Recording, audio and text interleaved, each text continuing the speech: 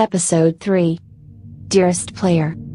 I hope this letter finds you well. I can hear your complaint already, Gordon Freeman. We have not heard from you in ages. Well, if you care to hear excuses, I have plenty, the greatest of them being I've been in other dimensions and whatnot, unable to reach you by the usual means. This was the case until 18 months ago, when I experienced a critical change in my circumstances, and was redeposited on these shores. In the time since, I have been able to think occasionally about how best to describe the intervening years, my years of silence. I do first apologize for the wait, and that done, hasten to finally explain, albeit briefly, quickly, and in very little detail, events following those described in my previous letter, referred to herewith as Episode 2. To begin with, as you may recall from the closing paragraphs of my previous missive, the death of Eli Vance shook us all. The research and rebellion team was traumatized, unable to be sure how much of our plan might be compromised, and whether it made any sense to go on at all as we had intended. And yet, once Eli had been buried, we found the strength and courage to regroup. It was the strong belief of his brave daughter, the feisty Alex Vance, that we should continue on as her father had wished. We had the Arctic coordinates, transmitted by Eli's longtime assistant, Dr. Judith Mossman, which we believe to mark the location of the lost research vessel Borealis. Eli had felt strongly that the Borealis should be destroyed rather than allow it to fall into the hands of the Combine. Others on our team disagreed, believing that the Borealis might hold the secret to the revolution's success. Either way, the arguments were moot until we found the vessel.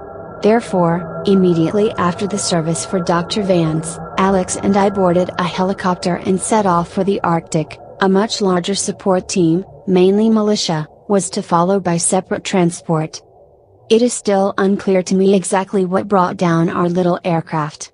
The following hours spent traversing the frigid waste in a blizzard are also a jumbled blur, ill-remembered and poorly defined. The next thing I clearly recall is our final approach to the coordinates Dr. Mossman has provided, and where we expected to find the Borealis. What we found instead was a complex fortified installation, showing all the hallmarks of sinister combined technology. It surrounded a large open field of ice. Of the Hypnos itself there was no sign or not at first.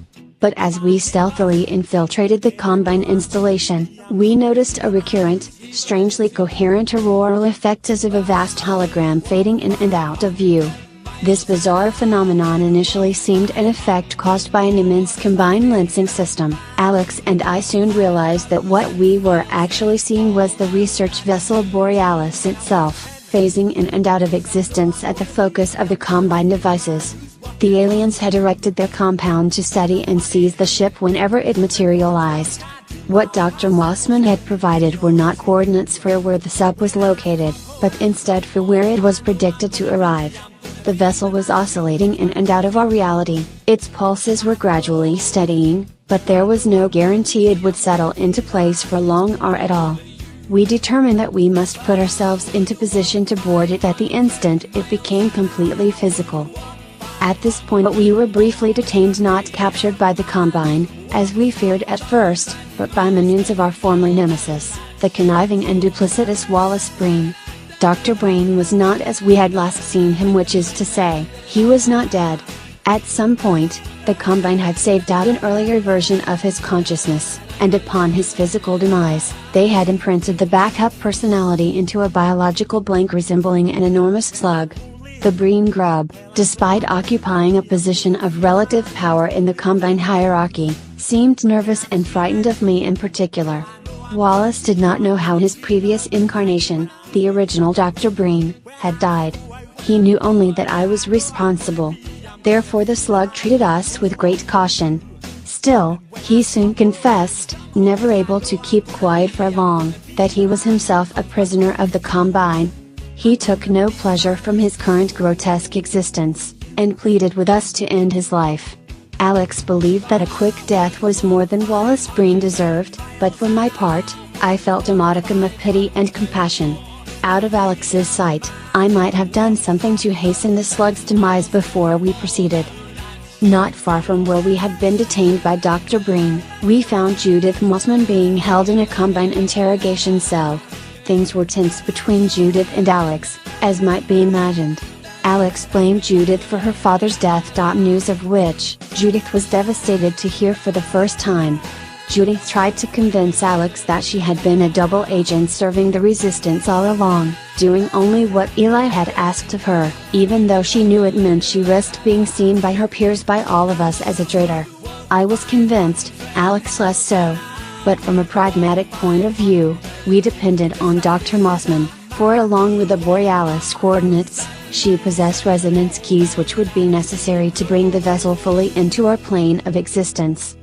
We skirmished with combined soldiers protecting a combine research post, then Dr. Mossman attuned the Borealis to precisely the frequencies needed to bring it into brief coherence. In the short time available to us, we scrambled aboard the ship, with an unknown number of combine agents close behind. The ship cohered for only a short time, and then its oscillations resumed. It was too late for our own military support, which arrived and joined the combine forces in battle just as we rebounded between universes, once again unmoored. What happened next is even harder to explain. Alex Vance, Dr. Mossman and myself saw control of the ship, its power source, its control room, its navigation center. The ship's history proved non-linear. Years before, during the Combine invasion, various members of an earlier science team, working in the hull of a dry-docked vessel situated at the Aperture Science Research Facility in Michigan, had assembled what they called the bootstrap device. If it worked as intended, it would emit a field large enough to surround the ship. This field would then itself travel instantaneously to any chosen destination without having to cover the intervening space. There was no need for entry or exit portals, or any other devices. It was entirely self-contained. Unfortunately, the device had never been tested. As the Combine pushed Earth into the 7-hour war, the aliens seized control of our most important research facilities. The staff of a Borealis, with no other wish than to keep the ship out of Combine hands, acted in desperation. They switched on the field and flung the Borealis toward the most distant destination they could target, Arctica. What they did not realize was that the bootstrap device traveled in time as well as space. Nor was it limited to one time or one location. The Borealis, in the moment of its activation, were stretched across space and time, between the nearly forgotten Lake Huron of the 7-hour war and the present-day Arctic. It was pulled taut as an elastic band, vibrating, except where at certain points along its length one could find still points, like the harmonic spots along a vibrating guitar string. One of these harmonics was where we boarded, but the string ran forward and back, in both time and space, and we were soon pulled in every direction ourselves. Time grew confused. Looking from the bridge, we could see the dry docks of Aperture Science at the moment of teleportation, just as the Combine forces closed in from land, sea and air. At the same time, we could see the Arctic wastelands, where our friends were fighting to make their way to the Protean Borealis, and in addition, glimpses of other worlds, somewhere in the future perhaps, or even in the past. Alex grew convinced we were seeing one of the Combine's central staging areas for invading other worlds such as our own. We meanwhile fought a running battle throughout the ship, pursued by Combine forces. We struggled to understand our situation, and to agree on our course of action. Could we alter the course of the Borealis? Should we run it aground in the Arctic, giving our peers the chance to study it? Should we destroy it with all hands aboard, our own included? It was impossible to hold a coherent thought, given the baffling and paradoxical time loops, which passed through the ship like bubbles.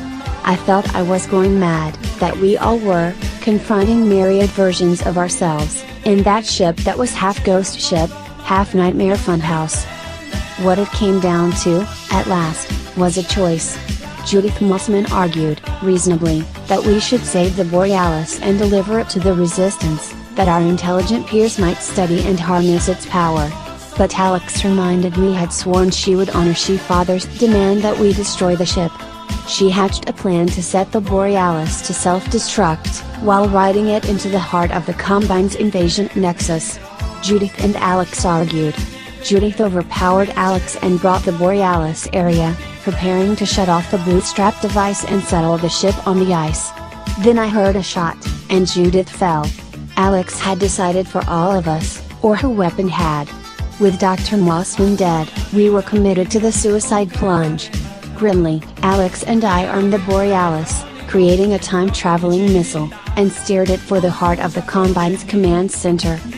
At this point, as you will no doubt be unsurprised to hear, a certain sinister figure appeared, in the form of that sneering trickster, G-Man. For once he appeared not to me, but to Alex fans.